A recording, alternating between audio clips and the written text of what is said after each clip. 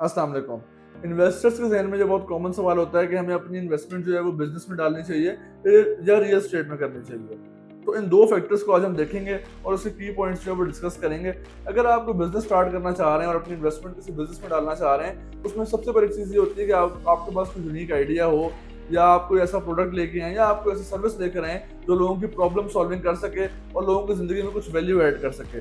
उसके लिए ज़ाहिर बात है कि आपको टीम की रिक्वायरमेंट होती है, आप टीम हायर करेंगे या कुछ लोग हायर करेंगे जो आपकी कंपनी या आपके जो एक आपने फर्म बनाई है उसको रन कर सकें और आपका बिज़नेस जो है वो सक्सेसफुल हो सके। यही तरीका है जिसके थ्रू आप बिज़नेस कर सकते हैं। कुछ उनका बिज़नेस के कुछ नॉर्म्स होते हैं, कुछ तरीके होते हैं, वो फॉलो करके जो है वो बिज़नेस किया जा सकता है। फिर बिज़नेस में देखा जाए तो रिस्क फैक्टर भी इन्वॉल्व होता है, यानी आपने जो इन्वेस्टमेंट की है, अगर वो आइडिया या आपका जो बिज़नेस है वो ना चल सके, तो उसमें फिर आपको लॉस होने का भी खतरा होता है और उसकी भी रिकवरी भी जो है पॉसिबल नहीं होती। इससे कंपैरिजन में अगर हम रियल एस्टेट को देखते हैं, तो रियल एस्टेट एक ऐसी इंडस्ट्री है जहाँ पे अगर आप इन्वेस्ट करते हैं, कोई प्लॉट लेते हैं, कोई अपार्टमेंट लेते हैं, तो ज़ाहिर बात है कि आपकी इन्वेस्टमेंट जो है वो सिक्योर है।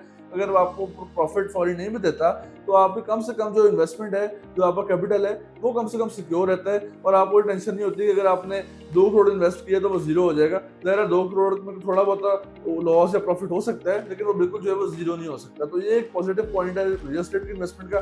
बाकी ज़ाहिर बात है कि हर इंसान की प्रेफ़रेंस पे डिपेंड करता है कि वो बिज़नेस करना चाह रहा है या एक पैसिव इनकम की तरफ जाना चाह रहा है। क्योंकि दोनों बेसिकली एक एसेट है आपके लिए, दोनों के थ्रू आपकी इनकम जनरेट होती है और दोनों ही जो है वो आपकी ज़िंदगी को जो है वो बेहतर बनाते हैं।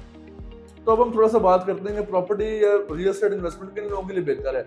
ज़ाहिर है कि जो लोग तो जिनके पास इन्वेस्टमेंट है और जिनके पास फ्री टाइम है, वो बिज़नेस कर सकते हैं, उसमें अपना टाइम भी इन्वेस्ट कर सकते हैं, कैपिटल भी इन्वेस्ट कर सकते हैं और प्रॉपर तरीके से लेके चल सकते हैं। लेकिन वो लोग जिनके पास टाइम नहीं है और वो कोई जॉब करते हैं या अपना उनका एक्जिस्टिंग बिज़नेस है कोई, जो वो रन करते हैं, तो उनके पास ज़ाहिर है कैपिटल तो वो उन्होंने जमा किया होता है, लेकिन उनके पास टाइम नहीं होता कि वो प्रॉपर बिज़नेस रन कर सकें। तो उनके लिए एक बहुत अच्छी फिजिबल ऑप्शन है कि वो किसी रियल एस्टेट प्रोजेक्ट के अंदर इन्वेस्ट करें और उससे जो है वो अपना रिटर्न या अपनी पैसिव इनकम जो है वो जनरेट करें।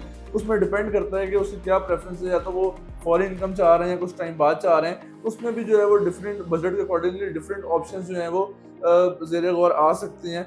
अगर कोई बंदा जो है वो फॉरेन चाह रहा है, तो वो कोई बनी हुई बिल्डिंग के अंदर अपार्टमेंट ले सकता है, उससे रेंट हासिल कर सकता है। कोई ऐसा इंसान है जो अपना पोस्ट रिटायरमेंट प्लान चाह रहा है, तो वो कोई ऐसी बिल्डिंग जो अभी अंडर कंस्ट्रक्शन है वहाँ पे कोई अपार्टमेंट ले सकता है या कोई शॉप ले सकता है और उसके ऊपर वेट करे और जब वो बन जाए तो उससे रेंटल इनकम जो है वो जनरेट कर सकता है। क्योंकि उसमें डिफरेंट ऑप्शंस होती हैं, आप एयरबीएनबी के थ्रू भी कर सकते हैं, Booking.com के थ्रू भी कर सकते हैं और एक अच्छा आरओआई जो है वो जनरेट कर सकते हैं। तो दोनों ऑप्शंस बेसिकली इनकम के लिए होती हैं और पर्सनल प्रेफरेंस पे डिपेंड करता है कि इंसान की पर्सनल कंडीशन क्या है, पर्सनल गोल क्या है और आगे वो किस तरीके से जो है वो चलना चाह रहा है और आया वो इतना रिस्क ले सकता है कि वो अगर कोई इन्वेस्टमेंट बिजनेस में करता है और वो लॉस हो जाता है तो वो उसको बर्दाश्त कर सकता है, या उसके पास सिर्फ ये कुछ इन्वेस्टमेंट है और वो सेफ रहना चाहता है, तो उसके लिए रियल एस्टेट जो है वो एक बेहतर ऑप्शन है। जैसा कि आपको पता है कि ओवरसीज भी काफ़ी लोग हैं जो कि जॉब करते हैं, कुछ कैपिटल इकट्ठा करते हैं, कुछ पाकिस्तान में रियल एस्टेट में इन्वेस्ट करते हैं और उसके थ्रू अपनी इनकम जो है वो जनरेट करते हैं। तो दोनों ऑप्शन जो हैं दोनों वायबल हैं, दोनों ऑप्शन जो हैं वो अच्छी ऑप्शन हैं, तो दोनों से जो है आपकी इनकम जनरेट होती है और आपका लाइफस्टाइल जो है बेहतर होता है।